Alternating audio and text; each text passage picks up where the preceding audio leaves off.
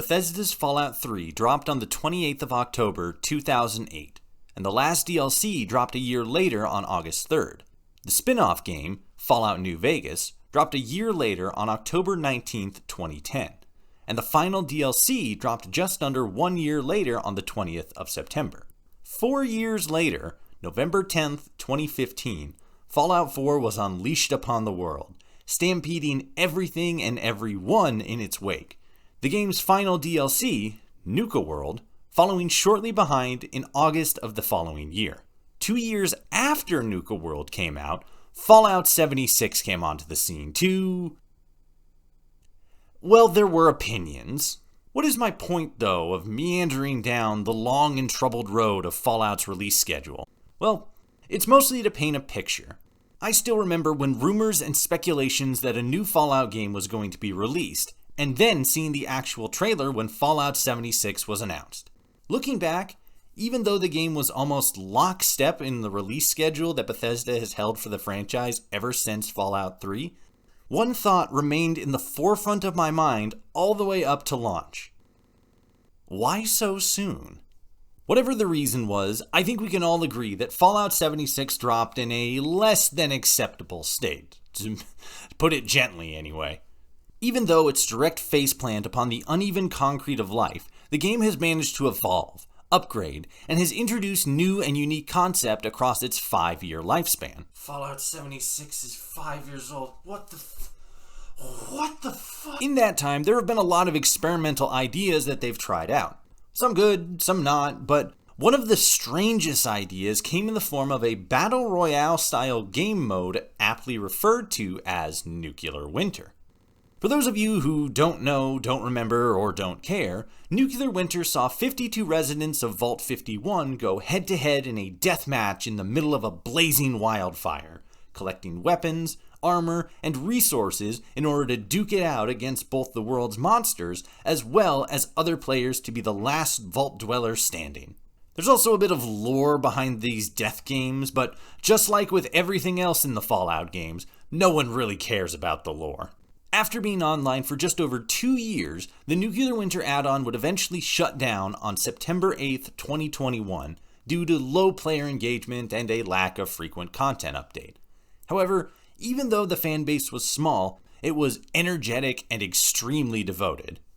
To this fanbase, Nuclear Winter was fucking awesome. Since last month marked the 2-year anniversary since the end of the game mode, I wanted to take a look back at Nuclear Winter, talk about some of the ways it differed from other Battle Royale games, how it could have been improved upon, how it could potentially make a return, and overall just gush about this truly unique Fallout experience that was taken from us far too soon.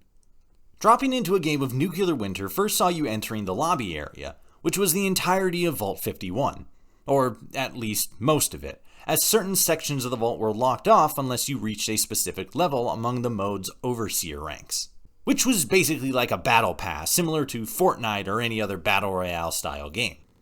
While in this lobby, you could run around and explore the vault, read terminals and holotapes to learn a bit more about the game's lore, and punch people. Pretty standard stuff. Unlike most Battle Royale games, however, Nuclear Winter borrowed from the core game of Fallout 76 and utilized the perk card system in order to give players an edge in battle. Because Fallout at its core is an RPG game, a stat and perk-based system was part of the Nuclear Winter experience, meaning that players had access to a list of perks both familiar to seasoned players and unique to the game mode itself. For example, players had the opportunity to pull the Barbarian card from the perk card packs in both the main game as well as in Nuclear Winter, and they functioned pretty much the same. However, players could only pull the Fashion Finder card in the Nuclear Winter game mode, as its effect corresponds specifically to that mode itself. This was seen as both fair and unfair at the same time, as longtime players would be rewarded for their efforts, but it made them much more powerful compared to newer players who would be faced not against the skills of a seasoned player, but rather their statistical advantage. Nowhere is this imbalance more noteworthy than with the Frog Leg perk, which allowed players to jump roughly 300% higher than normal players. To put that into perspective, this was similar to the Marsupial Mutation enhancement in the base game. Out of all of the game's mutations, this is one of the more popular, as it allows players to more easily traverse the, at times, uneven landscape and obstacles of Appalachia. When you have a perk like this in a game mode where vantage points are a big part of survival, it's understandable to see how this ability might be seen as unfair to people without it. That's not to say the game is completely unwinnable without this perk or perks like it, but it does create an unfair advantage for seasoned players compared to newer ones, negating a Battle Royale's usual dependency on skill and experience with game maps.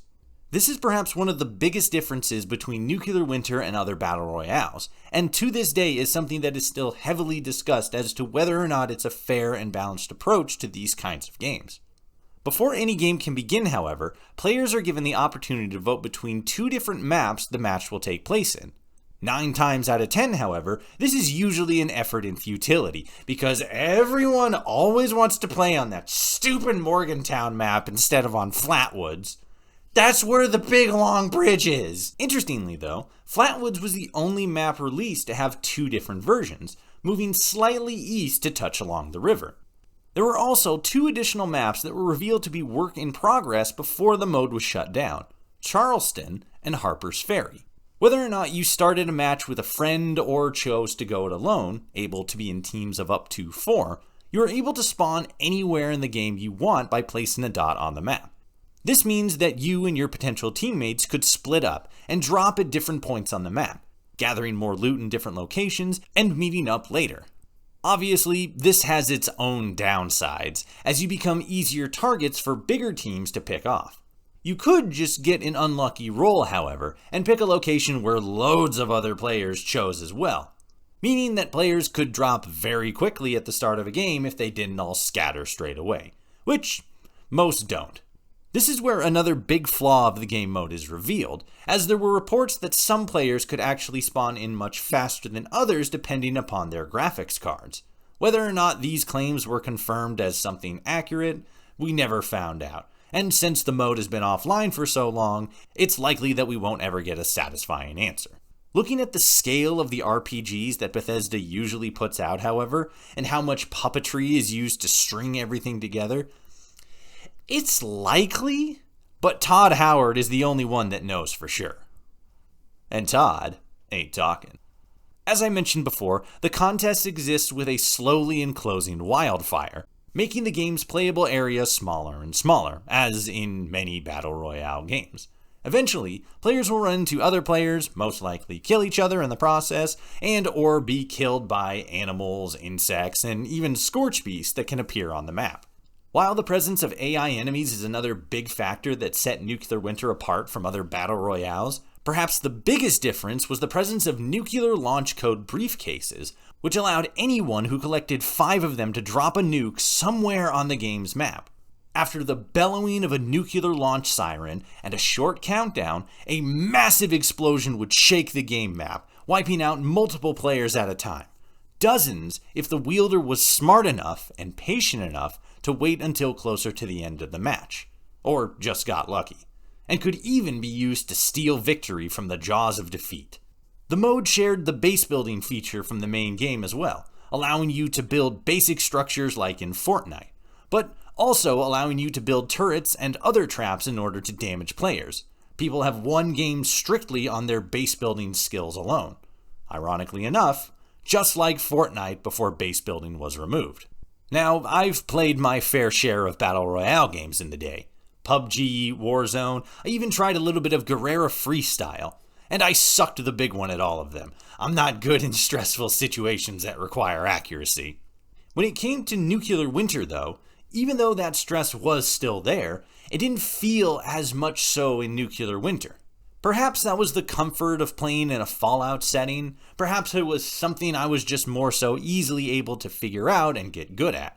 Maybe it was just dumb luck. For whatever reason, I found Nuclear Winter to be a much more open and easily accessible experience than most other Battle Royale games.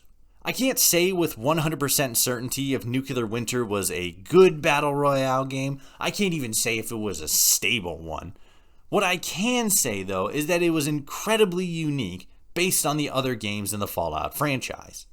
The first major departure that we got in the series from the RPG roots was Fallout Shelter back in 2015, a base-building mobile game where you could oversee your own vault, defend it from hostiles, and go on quests across the wasteland. In the past, we have seen other long-standing IPs branch out from their established game modes, such as the Hearthstone card game that spun off from the World of Warcraft series. Thematical changes are also something that's hard for established series to pull off, such as the upcoming Assassin's Creed Hex, which is rumored to be a more horror-driven experience compared to the rest of the series. Such radical changes aren't always successful, but they do help to add a fresh experience to a long-standing medium. This was the case for Nuclear Winter, as even though the player base was often quite small, the devotion from the player base was massive, players often logging into the game just to be able to play Nuclear Winter. In the end, it was perhaps the correct move for 76 to drop Nuclear Winter from its lineup, as Bethesda was already having enough trouble keeping the main game fresh and stable after its apocalyptic launch. Since then, the game and its fan base have grown a lot, but there's also the worry about stretching your game too thin. If Nuclear Winter was to return, that would give Bethesda the responsibility of managing the main game, seasonal scoreboards, the seemingly abandoned Fallout worlds, and expeditions on top of once again maintaining Nuclear Winter. That's a lot for Bethesda and Double 11 to handle. Could it be done? Well, of course, Bethesda has Microsoft money now. Should it be done? Probably not. If the game mode doesn't have enough people to justify running it, it's just a cost sink at that point. Overall, Nuclear Winter was just too different from the rest of the Fallout 76 experience, especially when you lump in other game mechanics and challenges. This, perhaps, was more than anything the biggest factor that led to its demise. It is for this same reason, however, that Nuclear Winter could make a return. Ever since it was made public that Fallout 76 was going to be an online game, players were chomping at the bits for PvP possibilities. And while such things can be experienced in the game, it's not something that was ever fully realized, by way of both the community itself, as well as the lack of focus on the part of the devs. This has left many players disappointed, and still eager for a PvP Fallout experience. As such, the answer is simple, and perhaps the most obvious. Just make Nuclear Winter a free-to-play standalone game. Ever since Fallout 4, Bethesda has been very obviously planning to branch out the Fallout Medium ecosystem with new games like Fallout Shelter and Shelter Online, the Fallout Amazon series, as well as the officially canon Fallout 76 and Fallout Tabletop Role-Playing by Modiphius Entertainment. As such, it makes perfect sense to release Nuclear Winter as a standalone free-to-play title. The majority of Battle Royale games are free to play anyway, making the majority of their money off of in-game purchases. While the Atomic Shop in Fallout 76 has garnered its own fair share of criticisms over the years, it does show that Bethesda now has the proper skill set and experience to run an online cosmetic storefront for live service games. This ease of access, as well as optional storefront availability, would mean that players could enter into the game just as easily as they enter into other Battle Royale games like Apex Legends or Fall Guys. It fills that PvP need that a large segment of the Fallout fan base has been itching to get at, and can exist as a standalone experience for players new to the franchise. Fallout Shelter alone stands as the most popular Fallout game in terms of player downloads, so Bethesda clearly has the experience to run a free-to-play game at a success.